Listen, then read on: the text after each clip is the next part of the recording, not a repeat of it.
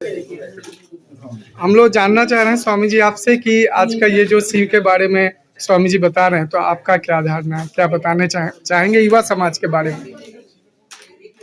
अच्छा, शिव हमारे बराबर युवा है।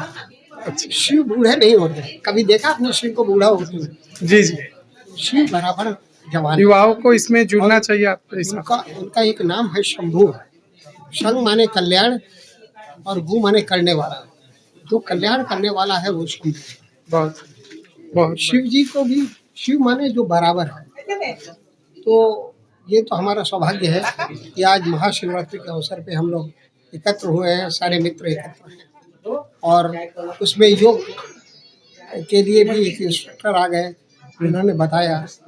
तो उससे बहुत सारा, वैसे योग के बारे में बहुत सारे लोगों में ये दुविधा है कि योग एक्सरसाइज है। योग एक्सरसाइज नहीं, योग का अर्थ है जीव से शिव का बंधन। बंधन नहीं बोलेंगे, शिव से बंधन नहीं होता, मुक्ति हो। जी, तो जब जीव शिव की तरफ यात्रा करता है तो वो योग की यात्रा पे होता है।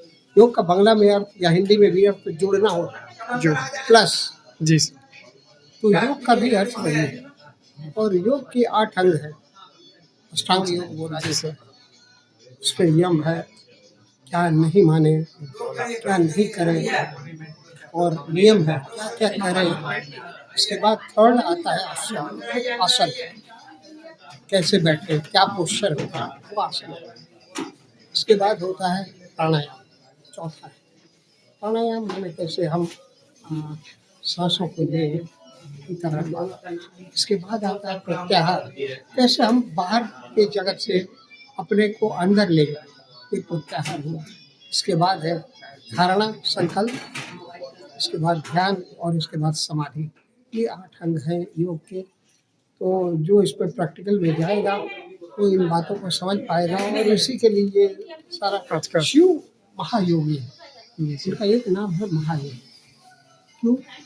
कि सबसे आदि देवता वही है। और हम लोग अपने इच्छा के लिए बोल देते हैं देवता। देवता नहीं है, वो परमेश्वर।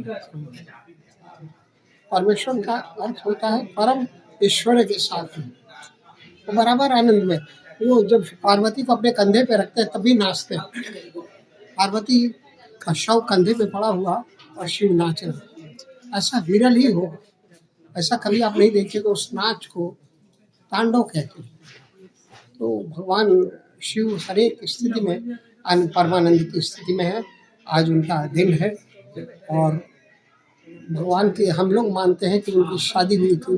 अब ये अवधारणा है लोगों में चली आ रही है, तो उस हिसाब से अन्यथा पार्वती के साथ उनका मिलन तो बराबर का है।